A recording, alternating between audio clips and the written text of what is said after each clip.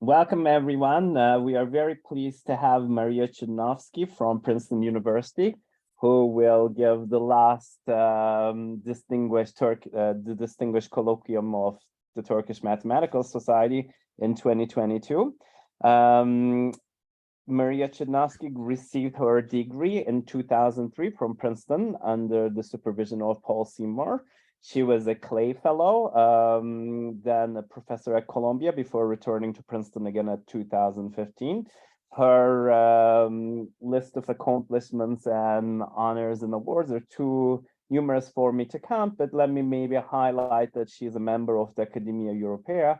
She was a MacArthur Genius Fellow and a speaker of the ICM in 2014 in Seoul, and won the Fulkerson Prize. We are very pleased to have Maria Chudnovsky give the distinguished colloquium, and she'll talk about induced subgraphs and tree decompositions.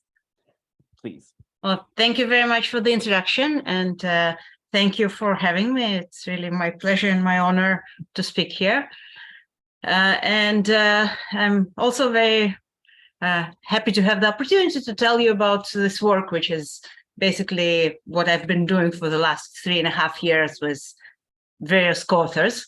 So I'll start where we were 3.5 years ago and slowly work up to December 2022.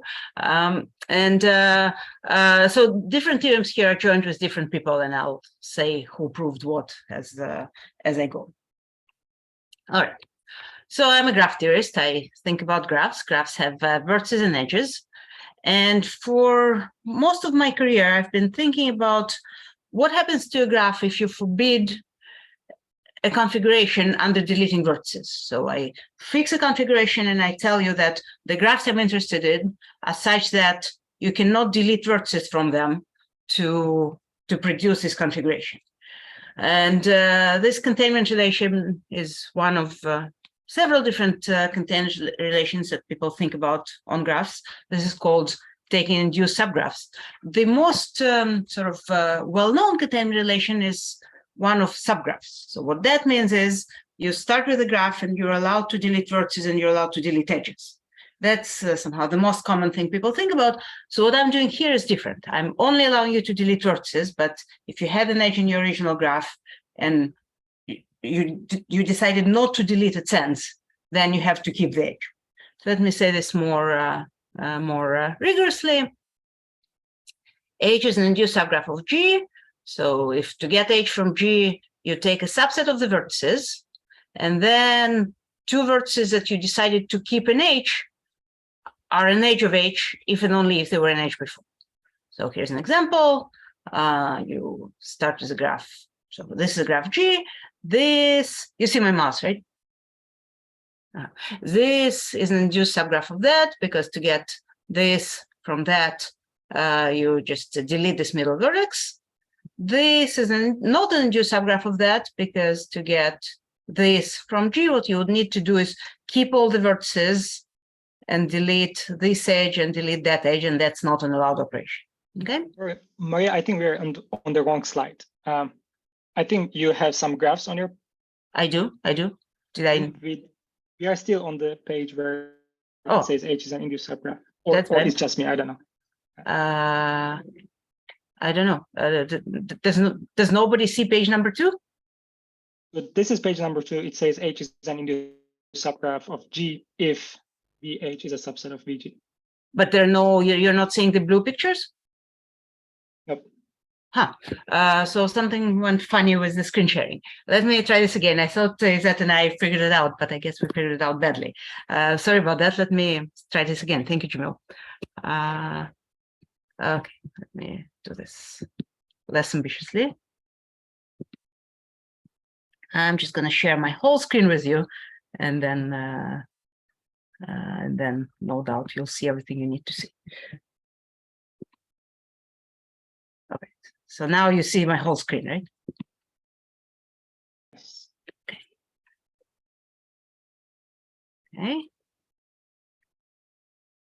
Okay, how about now? Is this better? Yes. Yes. Okay. Okay, good. Yeah, so I guess we should have tried option number 2, not option number 1. Okay, so try again. I've defined induced subgraphs Here we have examples. We have a graph G, and then this guy is an induced subgraph of G because to get this from that, you delete the middle vertex. This is not an induced subgraph of G because to get this from G, you would need to keep all the vertices and delete this edge and delete that edge, and you're not allowed to do that. And in what follows, I'll denote the fact that H is an induced subgraph of G by H is at most G, and in a family of graphs that's closed undertaking an induced subgraph is called hereditary. Okay. So just let me double check. In this picture, there's a definition of a perfect graph and then two theorems. Is that correct? Yes, that's correct. Okay, great, thank you.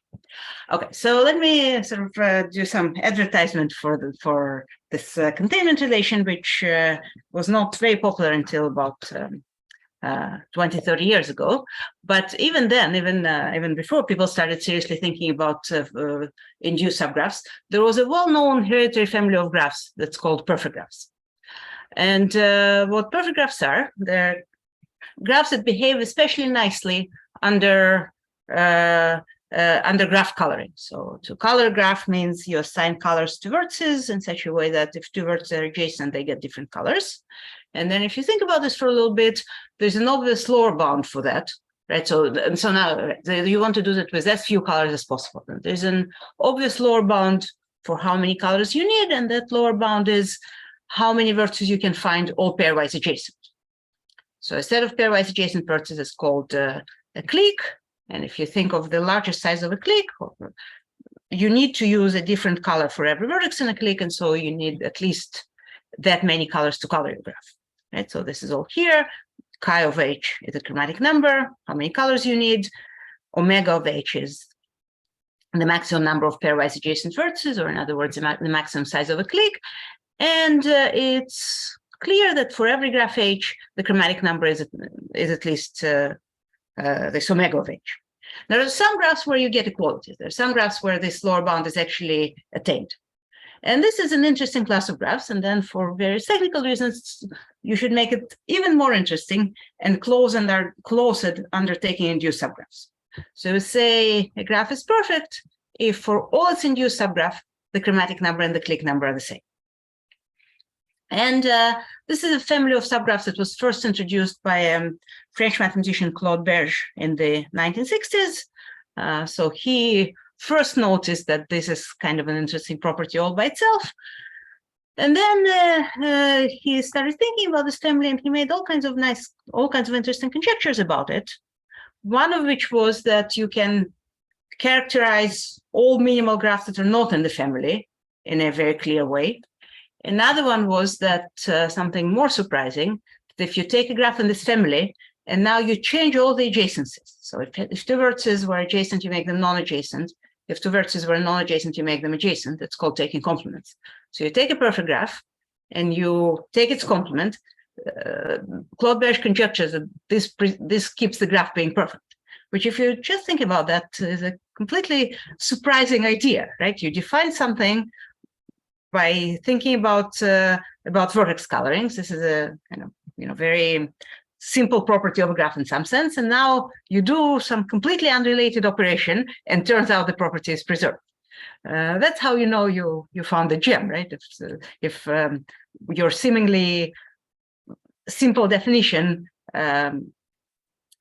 gives unexpected results. I should say another interesting thing about the assembly of graphs. Actually, let me say this in a minute. Let me go in order, not in the order that comes to my head. So, okay, so I said Berge made this definition. He made a conjecture that said this family is characterized. The minimal graphs that are not in the family, the minimal graphs that are not perfect, are somehow can be described in a nice way. And so that fact is what's known as the strong perfect graph theorem, which is here. So let me say what that is. It turns out that the graph is perfect if and only if it does not contain the following as induced subgraphs. It does not contain odd cycles. So what's an odd cycle? It's when you take an odd number of vertices and put them on a circle, and you make consecutive pairs adjacent and non-consecutive pairs non-adjacent. And it's not hard to see that for odd cycles, the clique number is 2 and the chromatic number is 3. So they're certainly not perfect. They cannot be induced subgraphs of perfect graphs. And then another family he found of graphs that are not perfect are complements of odd cycles. So that means you start the same way. You put an odd number of vertices on a circle, and you make consecutive pairs non-adjacent and non-consecutive pairs adjacent. Right, that's the same as starting with one of these and changing all the adjacencies. And there's noticed that those also have the property that the clique number and the chromatic number are not the same. So that means these and those are definitely not perfect. Now remember, to be perfect, it's something that's close to undertaking induced subgraphs. So that means these and those cannot be induced subgraphs of perfect graphs. And then he said, that's it. That's the only reason a graph may not be perfect, if it contains this obvious obstruction to being perfect or this obvious obstruction to being perfect. He conjectured that in 1961, it was open for 40 years. It was eventually proved in the early 2000s with so Neil Robertson, Paul Seymour, Robin Thomas, and me. And this is, I don't know how Bears thought about that. Maybe he was just a great optimist who thought, you know, all beautiful things should be true.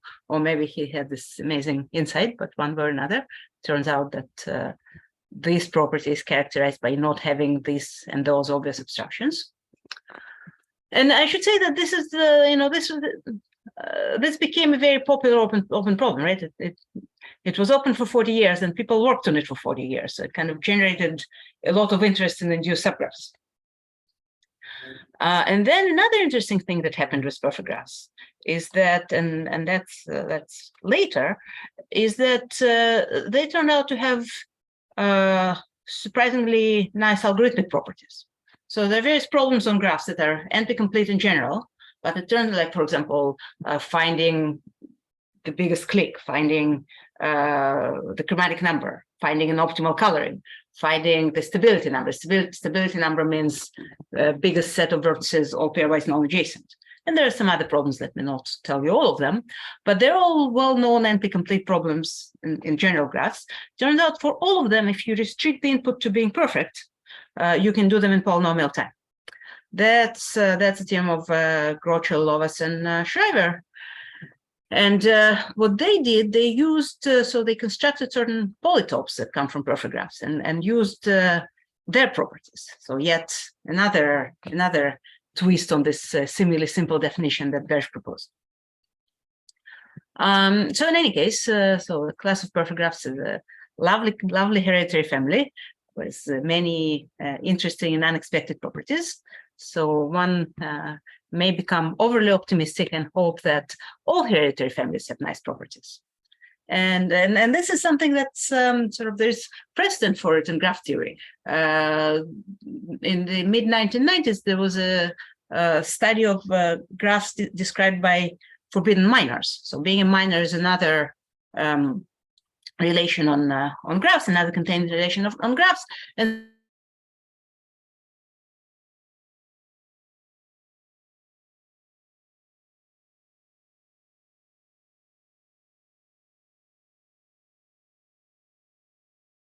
you do is you look at small subsets of G, right, as small as the size of H, and you check, is it H or is it not H? That's in some sense very local.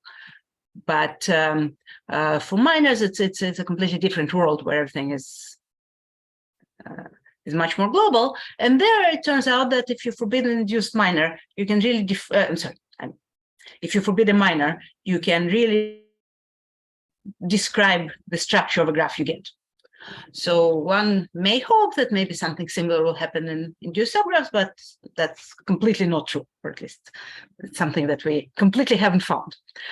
But even sort of if you're not quite so ambitious and if you're not trying to get a complete structural description of graphs defined by forbidden induced subgraphs, still we had that the clique number and the chromatic number are the same. So you could really lower your expectations and ask, when is the clique number bounded from above by, when there's a chromatic number bounded from above by smaller demand. And so that's false for the class of all graphs. You might hope it's true if you forbid something as an induced subgraph, but that's not true. Even for triangle-free graphs, for triangle-free graphs, the clique number is 2, and yet there are triangle-free graphs of arbitrarily large chromatic number. So there's no function f like that, even for the simple class of triangle-free graphs. You can maybe hope that something good happens algorithmically, that there are NP-complete problems, like for example, finding the clique number was polynomial in perfect graphs. You might hope it remains polynomial if you forbid other induced subgraphs, but again, no such luck. Even if you forbid these simple induced subgraphs, 3 pairwise non-adjacent vertices. As I said there are some families defined by forbidden induced subgraphs which have very nice properties. Unfortunately, there are also families defined by forbidden induced subgraphs which do not have nice properties. And so at the moment, at this point in the talk, it's unclear whether studying forbidden induced subgraphs in general is a fruitful, is a fruitful direction. But I want to at least try and answer this question, or sway our opinion by mentioning a well-known conjecture of variation Heinel that basically tells you, if that's what you want to understand from it, that induced subgraphs are not just a local thing that happens when you look at a few vertices at a time, but graphs with forbidden induced subgraphs are qualitatively different from graphs where you don't put such a restriction. And what this conjecture says is that for every graph H, so I'll first say it in words and I'll explain what it says. So for every graph H, if you look at graphs that don't contain H as an induced subgraph, and you look how big a clique you can get there and how big a stable set you can get there. And again, a clique is the biggest number of, is a set of pairwise adjacent vertices, and a stable set is a set of pairwise non-adjacent vertices. So you forbid H, you look at graphs without H and ask how big a clique there is, how big a stable set there is. The conjecture is that this size is much bigger than what would happen if you did not forbid anything. So forbidding induced subgraph causes a graph to have a much larger, well-structured set than what happens in general. Now, let me say this more precisely. So for every H, there's an epsilon.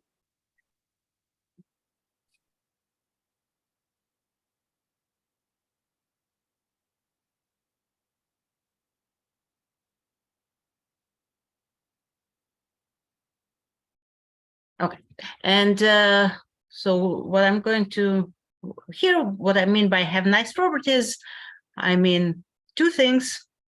Maybe they have nice structure, or maybe they're efficient algorithms for these families. There is another notion that you can think about in terms of a family being nice, and that's this notion. One is the chromatic number bounded as a function of clique number. And that's a well-studied concept in graph theory called chi-boundedness, but I'm not going to talk about that. I'm only going to talk about structure and algorithms. So things that are similar to this, trying to find minimal graphs that don't have certain properties, or more generally trying to define the structure of a graph in the family, and things like that when there are problems that are NP-complete in general, but you can solve them in polynomial time on your family. Okay, so, and there is a notion in graph theory and in theoretical computer science that nicely relates these two ideas of structure and algorithms, and that's the notion of tree decompositions, right? So, which is in the title of my talk, so it's time that I tell you what it is. So, a tree decomposition of a graph is a way to represent a graph using a tree. In some sense, it's a way to measure how close your graph is to being a tree, but even for general graphs, it's something you can do and get a representation of your graph using a tree. And let me tell you what I mean by that. So you start with the graph G, and it's tree decomposition is a pair T and X, where T is a tree. And what X does, it's a function that assigns to each vertex of your tree a subset of the vertices of G. So you have a tree T. For every vertex of T, we call it a bag at that vertex. It's a subset of the vertices of G assigned to that bag. And there's no requirement in all the bags and not disjoint. And there's currently no requirement. There are no requirements on each individual bag, but there are some rules that need to be satisfied. So we said it's supposed to be a representation of your graph G. So two things that I want is that every vertex of G is captured, every vertex of G is in some bag, and every edge of G is captured. For every edge of G, there is a bag that contains both ends of that edge. And then the third rule is that, right, so far I haven't said anything, right? So far, like you can make a bag for every vertex and a bag for every edge, and this is not a representation of your graph. There's not enough, there are not enough constraints on it. But this third rule kind of ties everything together, makes everything tighter. And what the third rule is, that if you look at a vertex of G and you ask which bags it lives in, right? So which vertices of your tree was it assigned to? That subgraph of the tree has to be connected. That subgraph of the tree has to be a tree. So these two bullets say, I want to fit all of my graph into the representation. I want to, for every vertex of the graph, it needs to be in a bag, or for every edge of the graph, it needs to be in a bag. And then the last bullet says, and it's some set that has to be tight. You can just do whatever you want. If you look at one vertex of the graph you're representing, there are rules about where in the tree it can appear. It has to appear in a connected subgraph. So let's do some examples. One obvious example is take a one vertex tree and put all the vertices of your graph G in a bag and on that one vertex. Okay, so that satisfies everything. Every vertex is in the tree, every edge is in the tree. For every vertex, it appears on that one that unique vertex of your one vertex tree. But of course, somehow this is not what we had in mind, right? This is not really a representation. Your bag is just as complicated as the graph you started with. Okay, so let's try to do better. So this is an example. I have a graph here. So this is this blue graph. It happens to be a tree. And I numbered its vertices. And now I'm going to try and represent it using the same tree. So in this example, T and G are the same. But the blue one is G and the pink one is T. So now here's how I'm going to construct the tree decomposition. I'll designate a root for my tree. It's called vertex 3. And now, because it's a tree, for every vertex, there's a unique path to the root. And the way I'll construct bags, for every vertex, what's going to be in its bag is it and its unique neighbor in its unique path to the root. So for example, for 1, the unique path to the root is 1, 2, 3. So in the bag corresponding to 1, I'm going to put 1 and its neighbor 2, and its neighbor in this path 2. Here it is.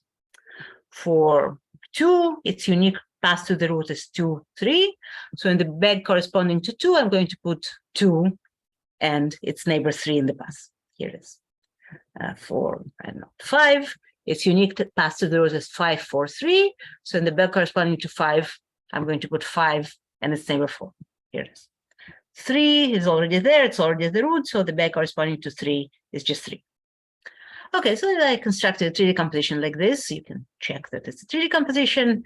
You can also check that really what I just described to you is a way to construct a tree decomposition for any tree, and with the property that all bags have size at most 2, right? Every bag has size 2, except for the bag that corresponds to the root, which we made of size 1. Okay, so this is in sharp contrast to my first example, where I just put all the vertices in one place. Here, the bags are very small. They have size at most 2.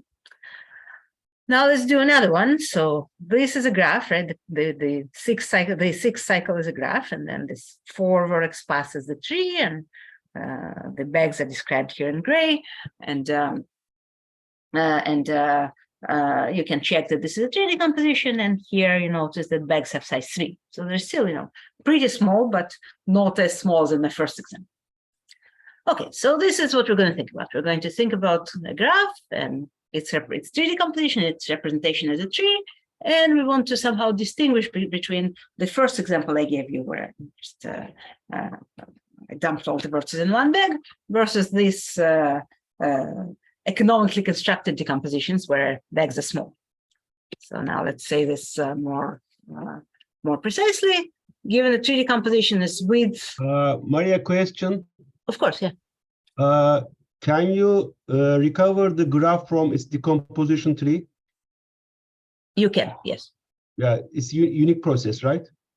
Right, because you can see. Actually, it's a good question. I'm not sure that you can. You can recover a super graph of it where you make every bag a click, but I don't know that you can distinguish between. Right, so you can build a graph where you know the vertices, and now for every bag, you make every two vertices in bag adjacent, and that's definitely a super graph in your graph. That your graph is contained in that. But I'm not sure that you can tell the difference between that and the graph you started with. Possibly not. I said yes, but I think the answer is in fact no. Okay, thank you. Sure. Anything else? Okay. So, right.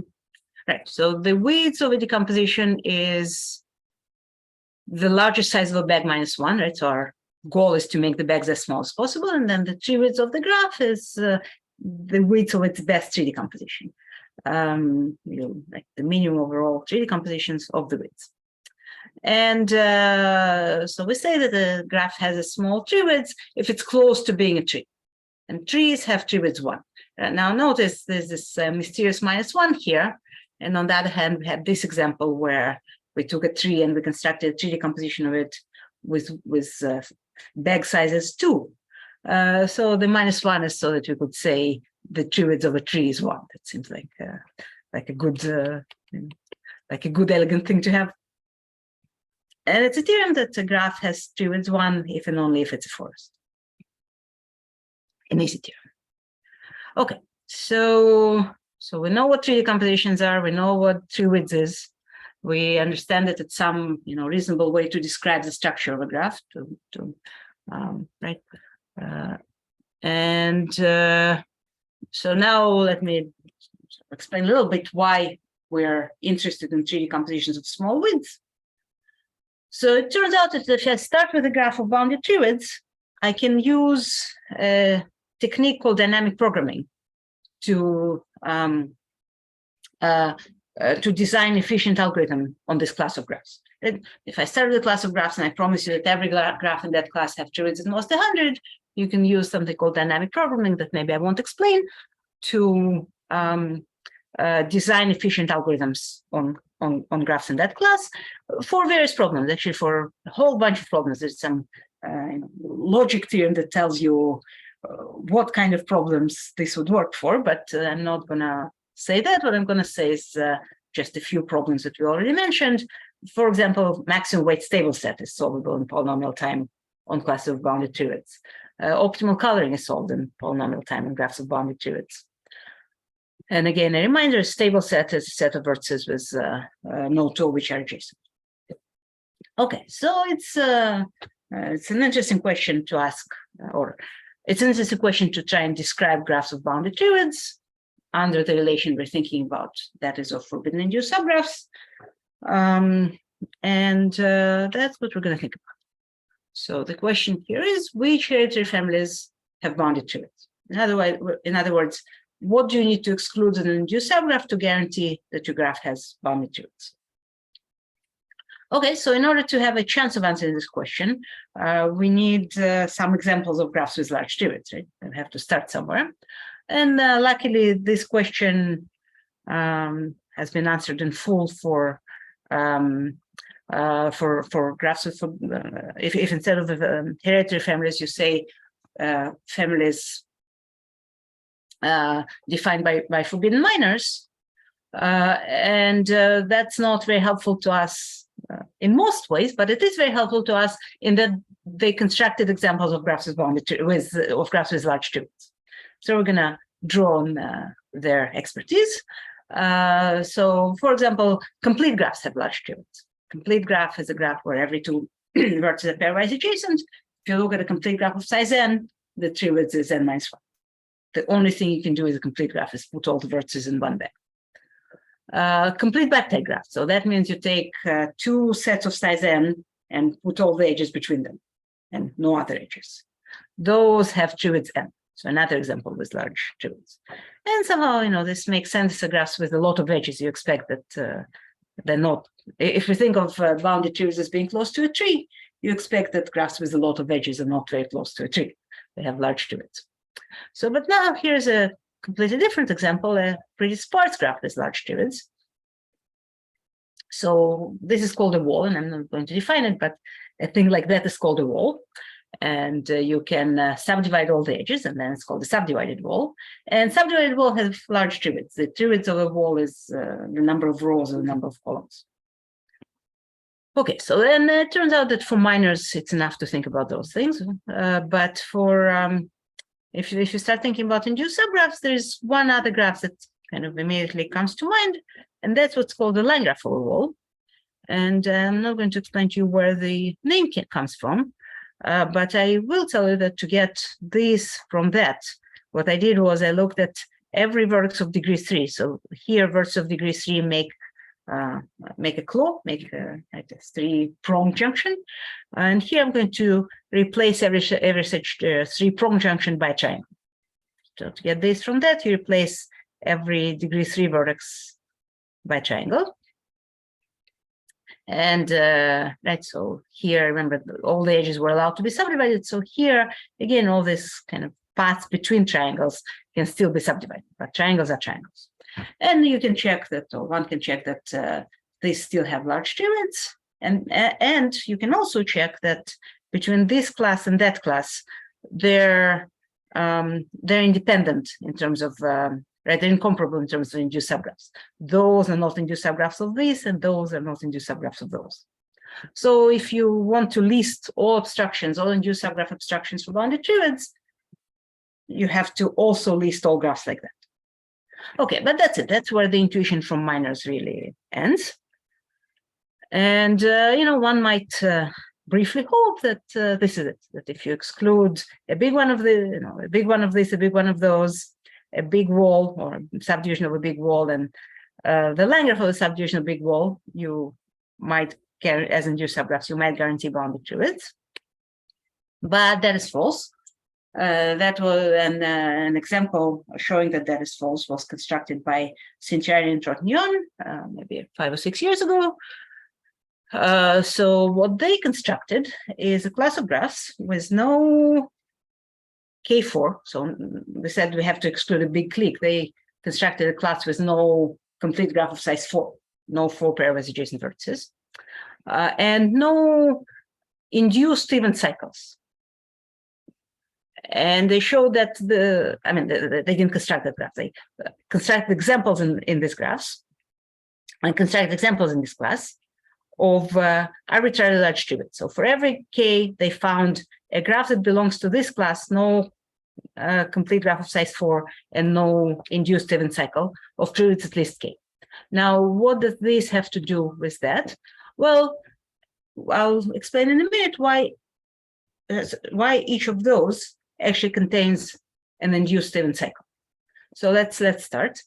K and N, so if you think about K22, that's an induced cycle of length 4. In this example, you can notice that if you look at two reasonably far apart vertices, there are 3 paths between them, induced and with no edges between them. That's called a theta. I think of the letter theta, so it's a graph that looks like a theta. And then what happens? So you look at the theta, you look at so you have 3 paths between 2 vertices. 2 of these paths have the same parity, and then when you take their union, that's an induced even cycle. So this contains even cycles. Here you can do the same thing with starting with triangles instead of vertices. So you can, if you look at 2 fairly far apart triangles here, there are 3 induced paths between them not touching, and then 2 of these paths have the same parity, and then together their union makes an induced cycle. So again, so what Sintiari and Trotnion did, they forbade K4, so we don't contain one of those. And then they forbade all induced even cycles, meaning that you can't have this and you can't have this and you can't have that. And yet they were able to produce graphs for arbitrarily large triads. Right, so that's what I wrote here. So what does it mean? That means that our first list of abstractions really was not a full list of abstractions. You can forbid much less than that, and still you can make your graph much more restricted, your class much more restricted than that, and still have graphs of arbitrarily large triads. Okay, so that means we have to keep thinking if you want to understand forbidding which induced subgraphs causes bounded or guarantees bounded triads. And so people started thinking about it, and they said, well, the examples of Santiari and Trotnion have graphs of are all graphs of arbitrarily large degree. To get triads T, you have to have vertices of degree T, vertices with T neighbors. So what if we say bound the max degree? Say so graphs like Santiari and Trotnions, no induced even cycles, but maximum degree is bounded. Can you prove that those have bounded triads? And the answer is yes. That was a theorem with my student Arabi Shami and with Kristina Vushkovic. So we proved that for every graph in this class, no even cycle and bounded degree, the triads is bounded. It's bounded as a function of the degree. And to do that, we developed a proof method, which we now call the central bag method, that turned out to be a very powerful thing for many other things, which I'll tell you about in the course of this talk. Okay, so I should mention something about the history of this conjecture. It was, or of this theorem, it was conjectured and proved for delta 8 MOS 3 by this group. And they also made a much stronger conjecture. They said if you bound the degree, then this simple list of abstractions we came up, well, not we came up with, but people came up with, is sufficient to guarantee bounded triads. Right? So that's what it says here. Max degree delta, and you forbid all of those, then you get bounded triads. So they conjectured that, and in 2022 it was proved by Korhonen, obviously superseding this theorem. So that closed the investigation into bounded degree graphs. But we still had our central bag method, which turns out, even though we developed it specifically for the case of bounded degree, it turns out you can keep using it for other settings also, and I'll talk about that now. Okay, so just to recap, we're still thinking, what do you need to exclude as an induced subgraph to get bounded triads? You must exclude those. It's a theorem of Korhonen now that if you exclude those and you bound the max degree, then bounded triads is guaranteed. And now we should start thinking about the same setup, but when the max degree is unbounded. So here we go. Unbounded degree and bounded triads. So this initial list of abstractions that we had was, I'm going to call them the T basic abstractions. So clique of size T, complete biplex graph of size T, subdivision of a T by T wall, and subdivision of line graph of a subdivision of a T wall are T basic abstractions. And the question is, what else do you need to exclude? Because we know excluding just those is not enough. So let me say graph is T clean if it contains no T basic abstractions. So in other words, the graph is T clean if I excluded everything I knew I should exclude. And now I want to understand what else do I need to require of T clean graphs in order to guarantee bounded triads. Okay, so here's the first lovely theorem in this direction. What if I say I want to forbid a finite family of induced subgraphs and guarantee bounded triads? So this is very different from T-clean, because here, for example, we're excluding all subdivisions of a wall. So that's an infinite family. Excluding all subdivisions of something is an infinite family. So this is somehow in a different part of the world. Here they're asking, what finite families can I exclude? And so that's the theorem of Lozhin and Razgun, and they were able to characterize exactly excluding which finite families of induced subgraphs guarantees bounded triads. If F is a finite family of graphs, the class of F-free graphs, F-free means does not contain a member of F as an induced subgraph. So the class of F-free graphs have bounded trivets if and only if F contains some big clique, some big complete vector graph, a graph that looks like this. So that means it's a graph, all of whose components is a subdivided clause, subdivided K13. And a graph that looks like this, like that. So that means a graph, all of whose components are line graphs of those. And as we say, for cubic graphs, being a line graph means you replace a degree 3 vertex by a triangle. Okay, so that's very nice, answer that question. But what was even nicer is their proof method, and let me say something about that. So their proof idea was using something called a K-block. And what a K-block is, it's K vertices so that every pair is very highly connected. For every pair in the K-block, right, so I have K vertices, and for every pair, there are K vertices joint paths between them. So K vertices, and between every two, there are lots and lots of vertices joint paths. So it means for every two, it's really hard to disconnect them. You need to destroy a lot of paths in order to disconnect them. And if you think about it for a minute, you can start asking, am I allowing, so if I'm looking at the pair W1, W2, am I allowing for this vertex joint path to go through other vertices in the block or not? But turns out it doesn't matter. You can kind of clean it all up and it's all equivalent. So for clarity, let's say, you can always imagine this vertex joint path as being disjoint from the other vertices in the block. And just for terminology, let me say a K banana is two vertices and many, many paths between them. You can draw it as a banana if you want. Okay. So there's notion of K blocks, which is K vertices, every two of which make a K banana.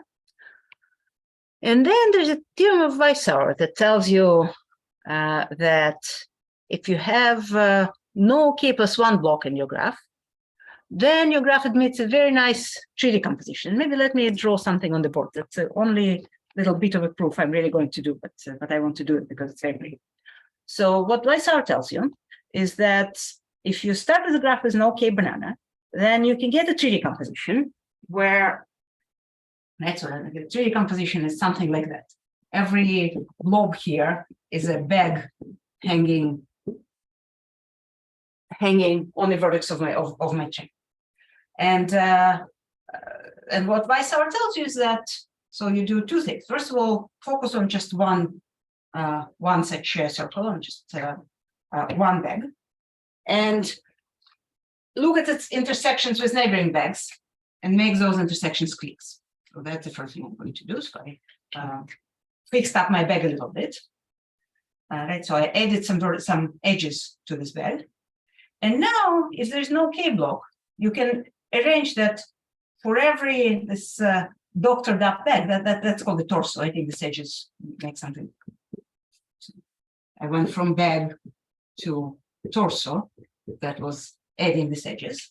And now Weishauer tells you that you can construct a tree decomposition where for every torso, only a few vertices have large degree. So now we know something about bounded degree graphs, right? Korhonen already proved it, what you need to exclude in bounded degree graphs. So now if you think about it for a minute, so in this torso, there are a few vertices of large degree. Find the marker that's right. So small, it's a vertex of large degree, but there are a few of them.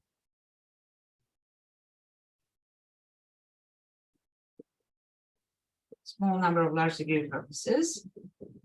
Now, what Korhonen tells you that everything else in the bag has bounded trivets. For everything else in the bag, you can find a tree decomposition of small widths. Now, if you have any experience in thinking with tree decompositions, you can tell that if I take this small set and add it to every bag of the tree decomposition that Korhonen promises me here, that will give me a small width tree decomposition of this torso. And then it's easy to see that if for every torso you can get a bounded tree width decomposition of it, you can get a bounded tree width decomposition of the whole graph. So what this tells you is that the only thing that stops me from having small tree widths in clean graphs, in T clean graphs, are large blocks. Okay, so even if you've never thought about 3D composition, so you didn't follow anything of what I said, from now on we can always assume there's a large block. There's a k+1 block for as large a k as you want. And now the question becomes, what induced subgraphs stop me from having large k blocks? And what Lozhin and Rascon did in this theorem, they answers the question, what finite families, what forbidden finite families stop me from having large k blocks? And they did that using Ramsey theorem. I'm not going to explain to you how they did it, but this is. Well, I don't want to say it's easy because they thought of it and I didn't. It's not easy, but it's something that after you read their paper, it's clear to you what you're supposed to be doing. Okay, so this was that theorem, but then with this group of collaborators, my student Arabi Shami, Bogdan Aleku, Sophie Sperkel, and Sophie's student Seper Hajibi, we were able to push these methods further and prove that prove a theorem that's more in this realm. So if you forbid all T basic abstractions, what else do you need to exclude? And we were able to come up with description of families of graphs, which maybe I won't tell you what they are, but this is, if I had 10 minutes, I would explain to you how this describes an infinite family of graphs. So we constructed a whole bunch of infinite family of graphs so that if you forbid that family in the T-clean graph, the tree width is bound. Okay, well, so this is, we were very pleased because it's a nice proof and it generalized a really nice proof of Lozhin and Rascon. Unfortunately, I can't even tell you what the theorem says, so this is somehow a little bit unsatisfactory. So then we thought, well, how can we make this theorem better? If we could make it into an if and only if theorem, if we could somehow say, not only can we prove that excluding this and excluding this and excluding that guarantees bounded tree widths, but there's some sense in which it's if and only if. So we started trying to understand how we could do that. And in order to do that, we needed to think about more abstractions. Luckily for us, by now people are thinking about this question, and so more and more abstractions are being constructed. More and more examples of graphs with large tree widths are being constructed. Now, so here too, one is an example of Davis, where you take, it looks like that. You take a bunch of paths, and then you take a bunch of vertices, and you give every vertex a neighbor in each of this path, and you can generalize this a bit. And then there's this other example called the Death Star, which I think, I don't know, it's something from popular culture that I don't know, but I'm told it's half the Death Star. So possibly some people now know what I'm talking about.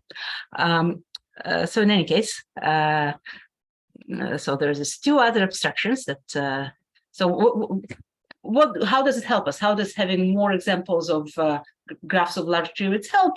Well, that tells you more things that you need to exclude, right? That gives you more on-leaf power. That tells you if you didn't exclude this, you cannot guarantee bounded tree widths because of this example. If you didn't exclude that you can't guarantee bounded tree widths because of that example.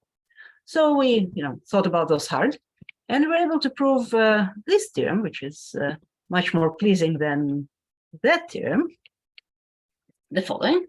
So still in the world of T-clean graphs, and now I want to ask, if I forbid one additional graph H, which H is guarantee bounded tree widths? So T-clean we have to assume, and now I'm just allowed to forbid one more graph.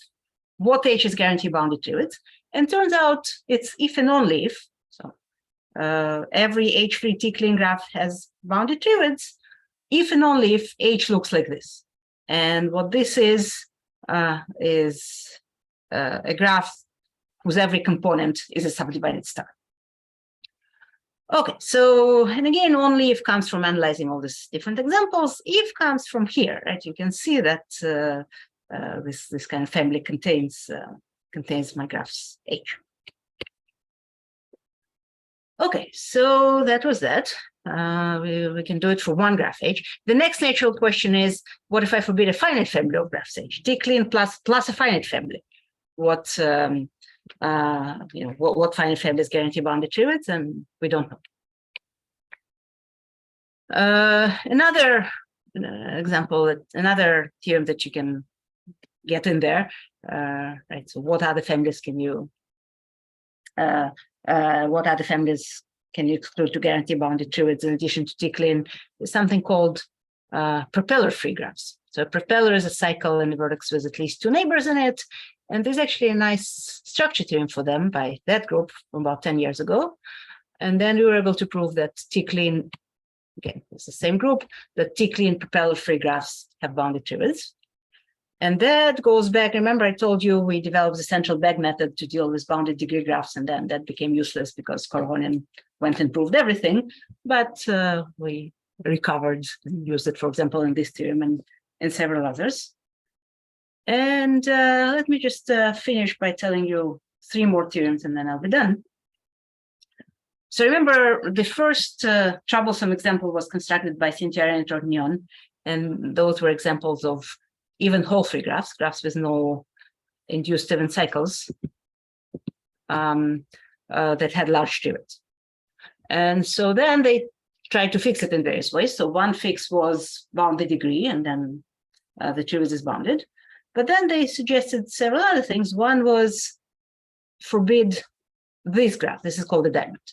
So they conjectured that, Tornion conjectured that if in even whole free graphs you forbid a large clique and you forbid a diamond, then the trivet is bounded. And that was just by inspecting their examples and noticing that all their large trivet examples contain diamonds. And then Tornion made another conjecture that said, even if you don't exclude anything, just exclude a big clique, the trivets, maybe it's not bounded now, but it's bounded by a logarithm of the number of vertices. And that's a good question to ask, because for algorithms, remember I told you that trivets is helpful for algorithms. For most algorithms, this is just as good. I won't explain why, but it is. So, okay, so they conjectured, or Tornion conjectured that forbidding this in even whole free graphs of bounded clique number gives bounded trivets, and that all even whole free graphs of bounded trivets have logarithmic all even whole free graphs of bounded clique number have logarithmic trivets, and both these conjectures turned out to be true, and that's again with the same group. And I think maybe I'll stop here. I can tell you more about the theorems, but I think maybe this is enough of a survey for this early hour. So thank you very much. Thank you, Maria. Let me clap for everybody. Thanks for a wonderful talk. And then if people have questions,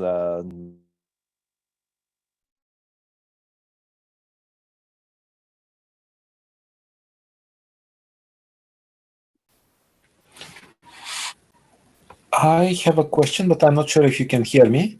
I can hear you. Okay. Hello, my name is Berkant. I'm from Izmir. So I asked this on the meeting chat, but I can reformulate my question right now. So most of the things that you've discussed so far was you are focusing on a tree decomposition of minimum width, since it's going to give you some, from what I understand, some of your algorithms are going to work in polynomial time, for example. That's right. Any chance you can turn on your video just so that it's more fun for me to... Okay, if not, it's just okay. a moment. If you can, that'd be... I'm joining from a web browser, so I'm not sure if it's going to work out, but I'm gonna try. It works. Let's see. It works? Yeah. Okay, I cannot see myself. What would happen if you just use, for example, 2 tree decompositions at once? I mean, I can understand that if you take just one tree decomposition, you cannot recover your graph. So, for example, if you put all the vertices in one bag, that's a tree decomposition, but it's pretty useless. Mm-hmm. Well, maybe you don't need the minimum tree width. You don't need the minimum tree width decomposition, but maybe something worse. But instead of you work with 2 graphs at once, sort of 2 tree decompositions at once. So I'm so glad you asked. I'm not sure what you mean by 2 tree decompositions at once, but there is a very nice idea that people have started thinking about. So let's say I'm thinking about 3D compositions with a particular optimization problem in mind. If I could find a 3D composition so that an optimal solution to my problem, so that in every bag, there are only polynomially many possible bits of optimal solution to my problem, that's good enough. So let me give you an example. Let's say I'm trying to compute the stability number, right? Maximum set of pairwise non-JSON profiles.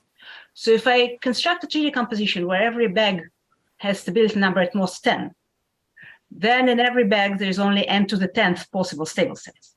So every optimal solution restricts to every bag in polynomially many ways. And that's good enough for the dynamic programming. The dynamic programming doesn't need bounded tree, it just needs this property.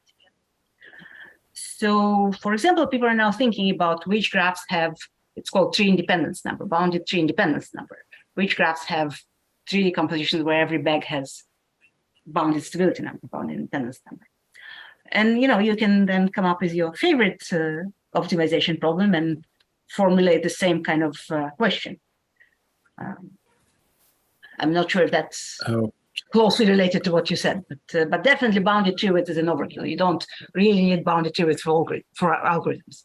Bounded tree width is good because it's good for all algorithms, but if you only have one problem in mind, then you need much less. Oh, okay. Okay. Thank you very much. Sure.